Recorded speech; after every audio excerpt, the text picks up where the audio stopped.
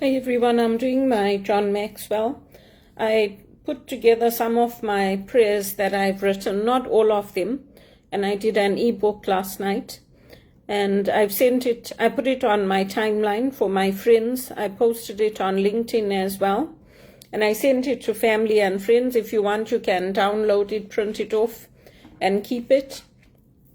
And I had an offer from the Maxwell team to maybe write a book, but I told them not right now because there are costs involved with that. So this is a good way for me to start to practice. I just went to my first post where I started writing my evening prayers and my morning prayers, and I put them together and my own photos. So if you guys want, you can print it off. You can keep it, you can use it for reflections. I put questions in there with my prayers.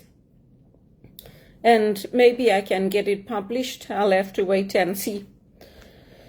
So for today, for the John Maxwell, it's coping with difficult people. And I was watching a mini documentary on Aldous Huxley's Brave New World. So in the past, I think especially for us as young people, when we went through difficulties, challenges, we went through tough situations, whether you had money or whether you didn't go out and pick up a gun and kill somebody. And it's very scary, the world that we're living in today, where there are shootings taking place on our churches and on campuses in America, in schools. It's very scary. So I do not understand it. I understand what young people are going through is frustrating when your future seems bleak. But I think for me, because I grew up in the Civil War, I don't understand it. I don't understand why you would want to take somebody's life rather than making something of your own life, because you know that if you're going to get caught, you're going to go to jail. And the shootings remind me too much of, I wasn't born then, but it's too much like what happened when the 60s and 70s took place. Well, 70s I was born, but it's very scary. It's very scary watching people on TV being shot through the neck and dying right there in front of millions of people. And imagine the trauma that creates. So they used to say that, it was about pleasure, right? Because you want instant gratification, you want everything immediately. So how come it is that it's the rich kids who have everything that are committing the murders? That because people disagree with them, they're going out and they're killing them. All these things, Hamas, what's happening in America, it's all the wealthy families that are doing it. How come? And that's one of the things that we looked at in our courses with Regis when we did our formation and the courses on identity. And we watched this Bowling for Columbine and how the children were playing video games. They couldn't get their parents' attention, and then they just went and killed people. Like, it desensitized them. So it's interesting because, there's lots of things we grew up with that, we grew up with, like they used to sell these cigarettes, the sweets that were shaped like cigarettes. And we used to have those. We used to pretend to be smoking. We had toy guns. We had all kinds of things. We used to pretend to be drunks. We used to pretend to be drug addicts. We didn't actually go and do those things in real life. So it's very sad. I don't understand it. No, I feel for the young people because I know how I feel. I feel like this is a hopeless situation. It's been going on for decades. And, I don't have a job. I don't have an income. I didn't get to start the family that I wanted. And then you have these billionaires going all over the world telling our leaders in Africa, oh, you must sell this idea of having women with contraception in them so they don't have children for 8 years. I mean, our black leaders are not fools. They're not idiots. So if you think they're going to just accept that, you must be kidding. They didn't fight for liberation and all that to have a new colonization. And yes, there's problems in the countries, but England had problems. England's gone back to how it used to be in the 1800s. So has Canada. So Aldous Huxley's book it's true, it's good, but it's supposed to be that these things like reflecting on nature, creating, painting a piece of art, sewing, embroidery, all those things are supposed to help you to draw closer to a creative life and a good life and a life that is going to make you valuable to society and to your companies, and it's supposed to get you into good companies and good paid jobs because you're doing the right things and you're being a good citizen. But what's happening in our world is the exact opposite. All the crooks, the criminals, the people who are doing money laundering, the people who are claiming, oh no, you got it wrong, they didn't call you delusional like was done to me at BMO. They're the ones who are getting the support, they're getting put into the top positions, they're getting coaching, they're getting guidance, they're getting money to study further. I didn't get any of that. So how is it possible? You tell me, how is it possible? Because I was taught it's okay to doubt. It's okay to question. It's okay to have differences of opinions. It's okay to scream and yell and shout. But you go out and you take somebody's life, you promote people who are doing the money laundering, you promote things that are going to kill your populations in the future, and then you want a person like me to say, yeah, it's good. That's what you want, right? You want me to buy into instant gratification. You want me to buy into fast foods. You want me to buy into saying obesity is good. You want me to buy into having the latest gadget. That's why your phones give up every 2 years. Every 2 to 3 years you have to get a new phone because the software that's in your phone is not designed to last 20 years like in the old days. Neither is your furniture. Neither is anything you have in your home. Because it's geared towards an upper class society. It's geared towards people who can afford to keep replacing things, to keep buying things, to not cook at home but go out and buy your takeaways every day in the name of convenience. Right? That's what society is about here. And they want to take the same concept and implement it in Africa and everywhere else. That's what it's about. And please don't try to copy Rhodesia. Rhodesia was unique. You think that selling and trading within Canada only is going to work. It's not going to work. And it's proving it. Because you need other partners. Rhodesia only worked because we had access to South Africa. We didn't choose to cut ourselves off. The rest of the world chose to cut us off. For wanting to have a rainbow nation, for wanting to have the same treatment for everyone, for wanting to live in areas that were only whites areas. So don't try to copy Rhodesia. Oh, you want to build infrastructure. Let's build the roads. Let's do this. Let's do that. So how come you let everything crumble in the first place? Then, oh, there's only one of us. So what? You've all got access to the Bible. You've all got access to the same leadership books. Maybe I'm not teaching you the John Maxwell. You can go and buy a John Maxwell book and read it. You can turn off your TV and your social media for 10 minutes every day. You can reflect interiorly. There's nothing unique about what I'm doing. There's nothing unique about what the priests are doing or the nuns or anybody else.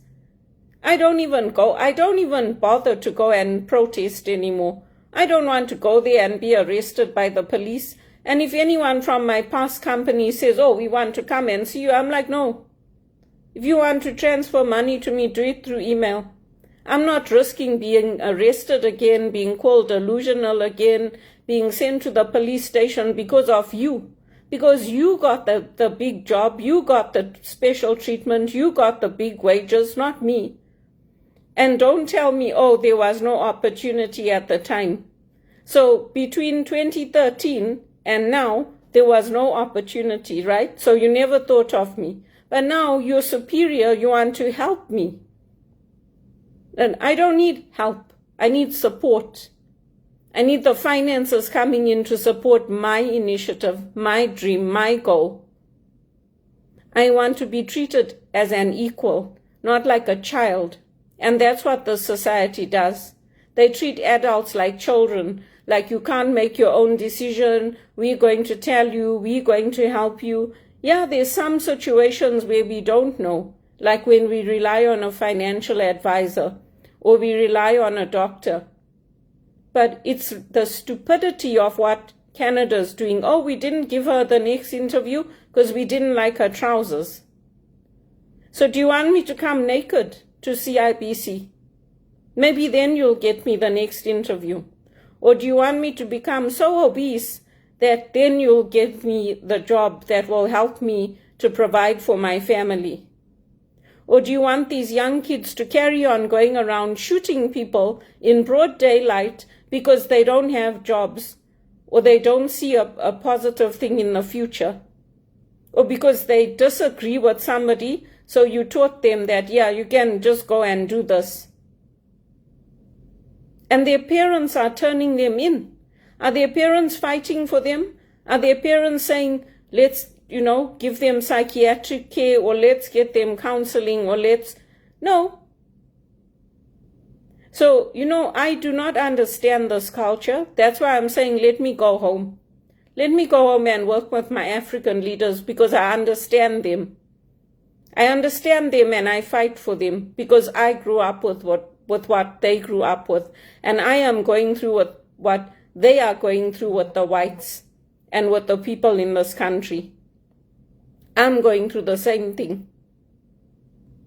That's what I say. But no, they want to keep me here, they want to keep me broke, they want to keep me destitute, they want to keep me without a job, they want to keep me without an income, they want to keep me inferior. People who started with me are in VP level jobs in the banks. So how do you think that makes me feel? And all these managers I worked with, they don't care. They're not crying, and if they do cry, it's crocodile tears. Because if they really cared, all these people, Jason Peel, Rajiv Chib, Jean de Gagne, Tammy Darash, Teresa Bowman, Evan Mammis, Heather Edwards, all of them, if they really cared, they would have gotten me into a job. Heather even hasn't got a proper job since TD laid her off. They would have got me into the best positions with the best pay, and they would have invested in me. But they didn't, because they chose to invest in other people who were there, the black community who I mentored, the Indian girls who I mentored. They chose to invest in them, not in me. That's why now I'm looking for my own investment, my own grants, my own initiatives to come up in life. Because I got tired of saying, what about me? It's a reflection of them too.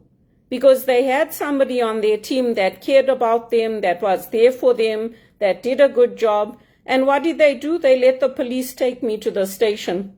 They let the police send me for a psychiatric assessment.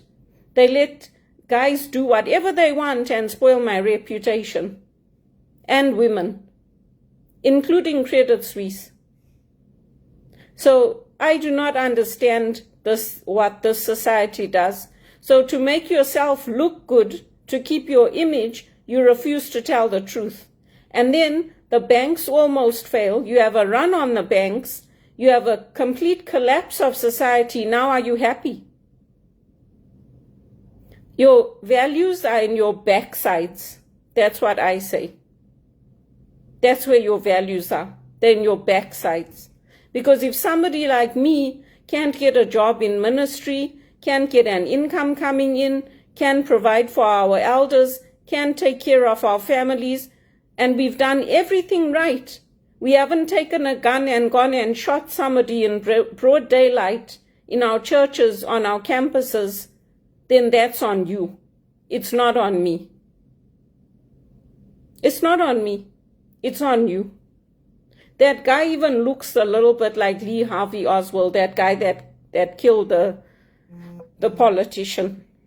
It's very sad. For somebody like me, it's very sad to see. Because I was not born here. And I didn't come here, I didn't expect to come here and see these kinds of things happening. I didn't. So, I mean, to me, these are the difficult people. It's them. It's not me. If I send you a message and that message has a link in there to a GoFundMe, to do an e-transfer, and you ask me for my home address, I'm not going to give it to you. I worked with you maybe over 10 years ago. We don't know each other anymore. I'm not going to say, yeah, sure, here's my address, come on over.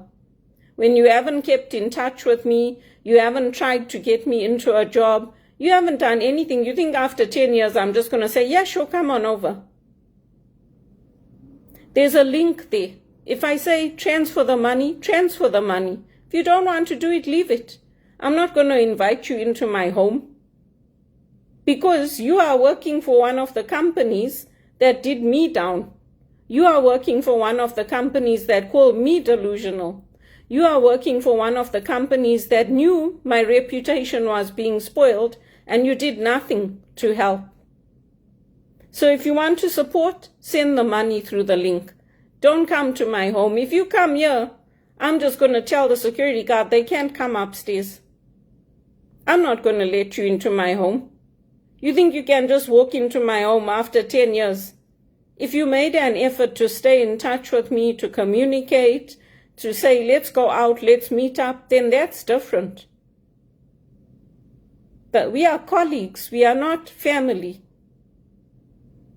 We are not. So these are the difficult people. And then they want to say, I'm difficult. I made it easy for you. I made it very easy. I am not difficult at all. You need to examine your hearts.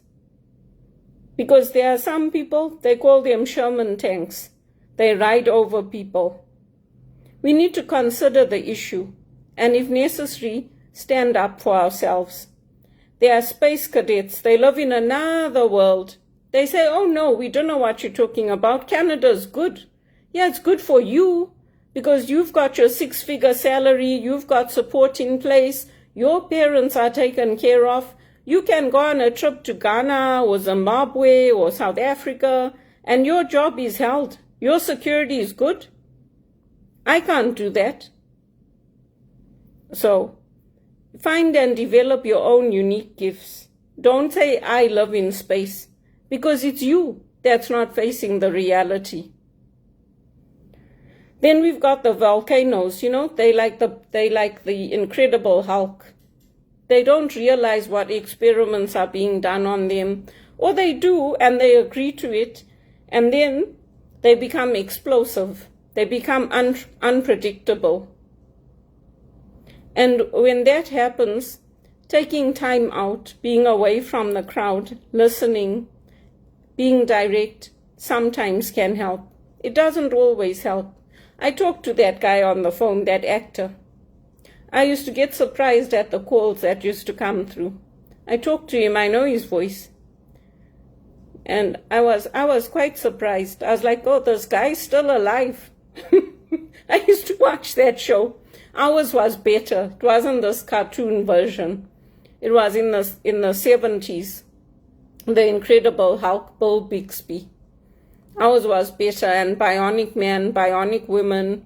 It was all about how they used to invent the electronics so they could hear So they had like artificial limbs and all the things that they're doing now that for those days it was like, yeah, this is just a movie. It's just like, it's not real.